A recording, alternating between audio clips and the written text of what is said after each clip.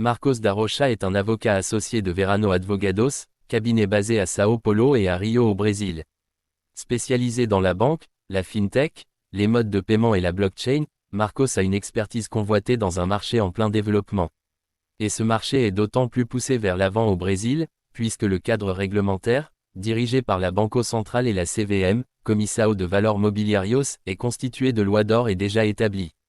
Le Brésil constitue un exemple à suivre pour l'instauration d'un cadre réglementaire crypto. Découvrez grâce à Marcos où en sont les crypto-monnaies et leur développement au Brésil. Peux-tu me dire ce que tu fais exactement en tant qu'avocat blockchain et mode de paiement au Brésil?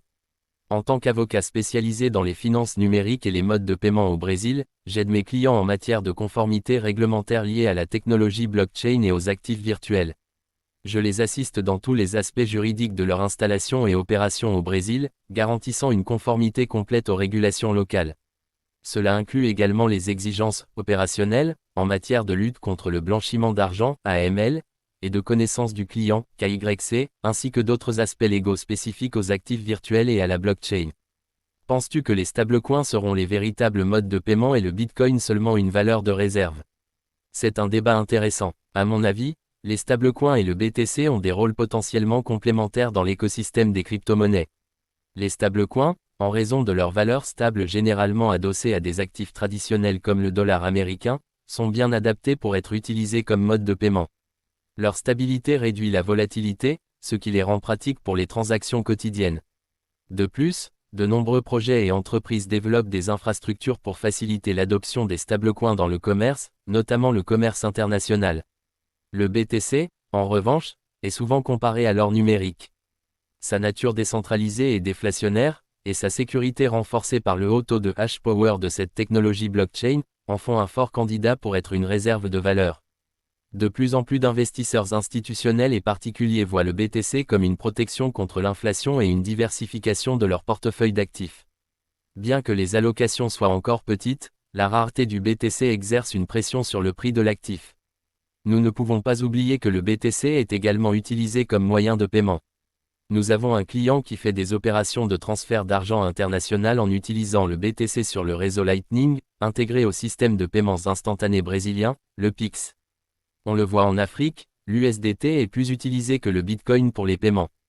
Est-ce que le DREX de la Banque centrale du Brésil sera ce moyen de paiement et Bitcoin passera derrière? Ou le Lightning et d'autres solutions de ce genre peuvent faire du Bitcoin la solution de choix?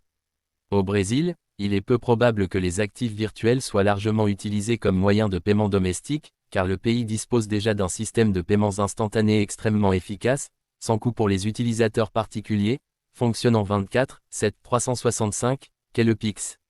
Une clarification importante est que le DREX n'est pas un stablecoin, mais une CBDC, monnaie numérique de banque centrale. De plus, le DREX ne sera pas utilisé au niveau de la vente au détail, mais sera destiné aux institutions financières qui pourront tokeniser les dépôts bancaires. Pour le point de vue légal, les cryptos, titres, financiers ou commodités, ton avis sur la SEC et ses positions? Il existe les deux. Ils peuvent être des instruments financiers, comme des titres de dette bancaire ou des valeurs mobilières, ou des commodities. La classification taxonomique va dépendre du contenu économique de l'actif. Qu'en est-il des régulateurs au Brésil? As-tu des retours d'expérience que tu as avec la loi crypto au Brésil? Des points importants à surveiller. Le Brésil a la chance de compter sur deux régulateurs très engagés dans l'innovation, le Banco Central et la CVM, Comissão de Valores Mobiliários. Ces deux institutions jouent un rôle crucial dans la supervision et la régulation du marché financier et des actifs virtuels, garantissant ainsi un environnement sûr, transparent et propice à l'innovation.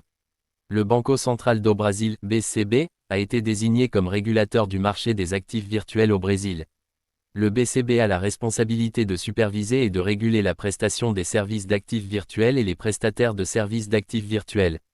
Selon la loi 14 478/22, un actif virtuel est la représentation numérique de valeur qui peut être négociée ou transférée par des moyens électroniques et utilisée pour effectuer des paiements ou à des fins d'investissement, à l'exclusion des éléments suivants.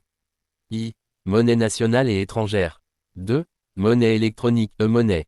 3. Instruments offrant à leurs détenteurs l'accès à des produits ou services spécifiques ou à des avantages découlant de ces produits ou services, tels que les points et récompenses des programmes de fidélité, et 4. Représentation d'actifs dont l'émission, la tenue de registre, La négociation ou la liquidation est prévue par la loi ou par la réglementation, telles que les valeurs mobilières et les actifs financiers. La loi 14 478-22 définit aussi les prestataires de services d'actifs virtuels comme des entités juridiques qui, au nom de tiers, exécutent au moins un des services suivants. I. L'échange entre actifs virtuels et monnaie nationale ou monnaie étrangère. 2. L'échange entre un ou plusieurs actifs virtuels. 3. Le transfert d'actifs virtuels. 4. La garde ou la gestion d'actifs virtuels ou d'instruments permettant de contrôler les actifs virtuels, clés privées. V.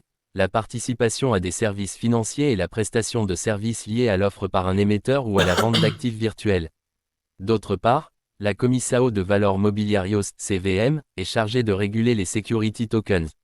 Les security tokens sont des actifs numériques assimilés à des valeurs mobilières traditionnelles, comme les actions ou les obligations, car ils confèrent des droits économiques spécifiques à leurs détenteurs. La CVM veille à ce que l'émission et la négociation de ces tokens respectent les mêmes régulations et standards que ceux appliqués aux valeurs mobilières classiques, assurant ainsi la protection des investisseurs et la stabilité du marché financier. Et pourrait alors profiter des liquidités des investisseurs, des institutions et d'autres acteurs majeurs de la finance et de la finance décentralisée.